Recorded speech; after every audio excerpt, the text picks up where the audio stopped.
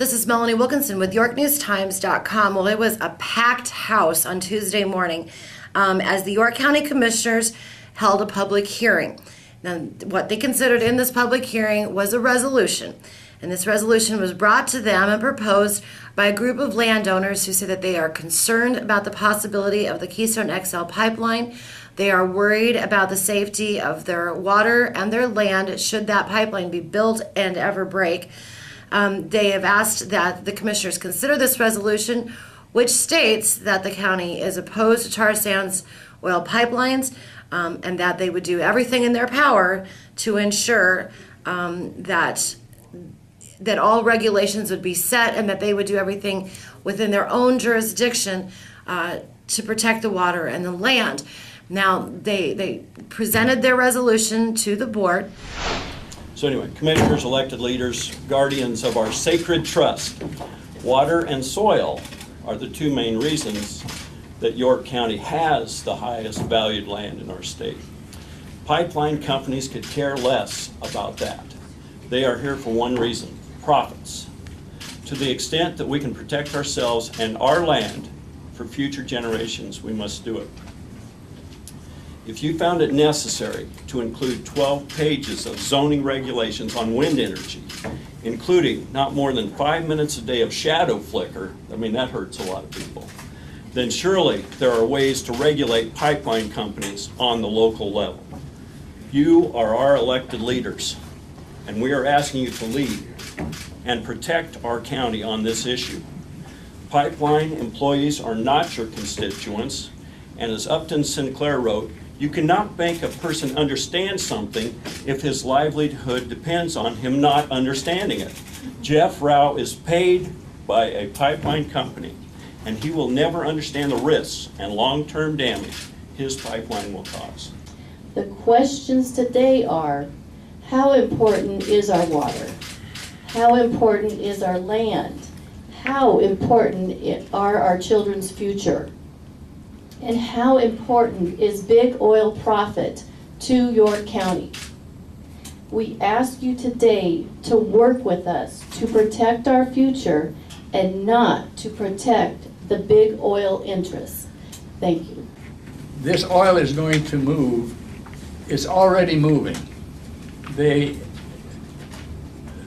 fulfilling all their orders, and they're going to continue to do it with the train and the trucks. Now, would you sooner have them moving through town with a 100-car train of crude, or on the highway with some trucker that's sleepy?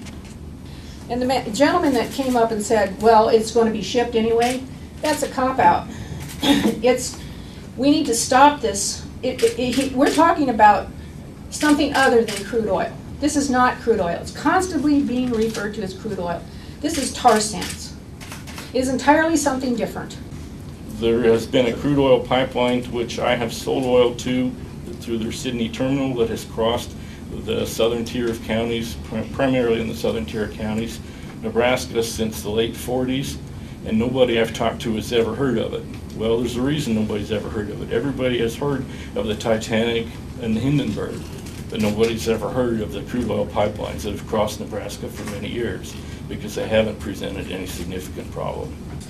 First, I just want to say we're opposing the resolution today on the grounds that two government bodies have already said that the pipeline will have little or no environmental impact. Two governing bodies, the Nebraska Department of Environmental Quality and the U.S. Department of State, have a vested interest in preserving the natural resources of our state. Local zoning laws do equal less spills, and there is room for regulation, and we did a huge study on it. The girl's name is Chelsea Johnson, and I'd like you guys to see that. And I would also like to hand in a copy of some emails of people that couldn't be here today that support our resolution. And all this resolution is a symbol of where our county stands. And currently we have no zoning regulations. So we aren't ready for a pipeline. We haven't done everything we can do yet. And there's an oft-repeated concern, we've read about it several times in publications, including the York News Times, that the oil is corrosive, are the statements, including One attributed to Ms. Klebb in the York News Times, that the oil is 16 times more corrosive than other crude oils, other similar references. And it's one of those concerns that I think underlies some of the issues and some of the concern that you're hearing here today in this particular issue, as well as in concerns about impacts of potential leaks from crude oil pipeline. But the fact of the matter is, the issue is just not true. Most recently, a couple of weeks ago, the National Academy of Sciences completed a report which they were commissioned to perform by the Congress and by the U.S. Department of Transportation to look at the characteristics of oil to be transported in the Keystone pipeline. And the results of that study, represented by the National Academy of Sciences in a report that they issued, indicate that transporting diluted bitumen through pipelines does not increase the likelihood of a release from those pipelines. I'm just briefly going to point out that we are here to ask you to return power to citizens to make their own decisions. Not bureaucracy, not the federal government, not the Canadian government, the Canadian corporations, not bureaucracy everywhere, but listen to us say whether we want it or not want it, and join us. We're just asking you to protect us. This isn't a battle against Keystone. This is asking you to protect us, your residents, your citizens, your landowners, should this pipeline come through.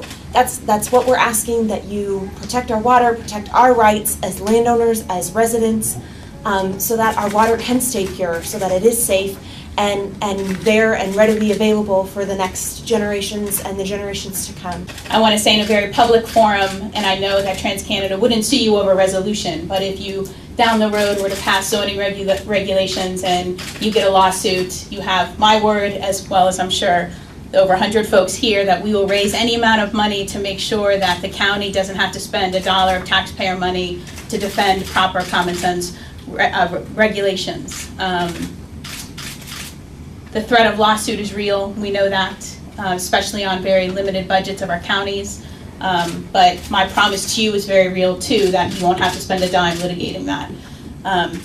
Gallon for gallon, pipelines spill more than rail. These are risky projects, whether it's by rail or by pipeline. And we just want some common sense regulations and some support for the citizens when it comes to this issue, because we can't turn to DC. We certainly can't turn to our governor, and so we're turning to you. And then the commissioners took an opportunity on their own behalf to say what they thought about the resolution. I want you all to know that I received this packet of letters and information that were to be turned in by July 5th.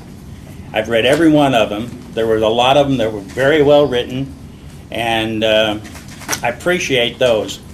Also, along with some of those were some that weren't so well written and weren't so complimentary as you've been sitting here. And I don't respond well to threats or innuendos.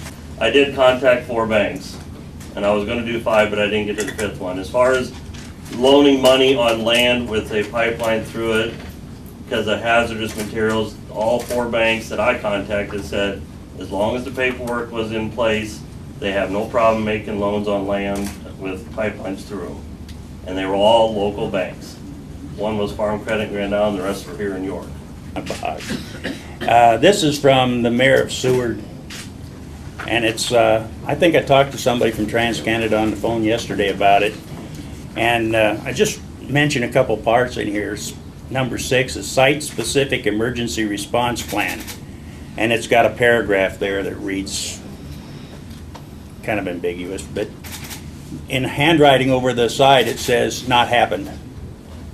And the next one down, number 7, is emergency response training, also not happened. This was in 2010, I believe this was approved. That's 3 years ago. No more comment. So the matter, in the end, was tabled for another 2 weeks. Now, they tabled it because they want all 5 commissioners there for the vote. One of them could not be there because of a family medical situation. They also wanted to take some time to study all of the testimony, the opinions, the materials, the reports that they've been presented. And they also suggested that the group take that resolution back and resubmit it in a shorter, more simplified form. So in 2 weeks, there'll be another hearing, probably a packed house again, to see if the York County Commissioners pass this resolution regarding the proposed Keystone XL pipeline. Again, this is Melanie Wilkinson with YorkNewsTimes.com.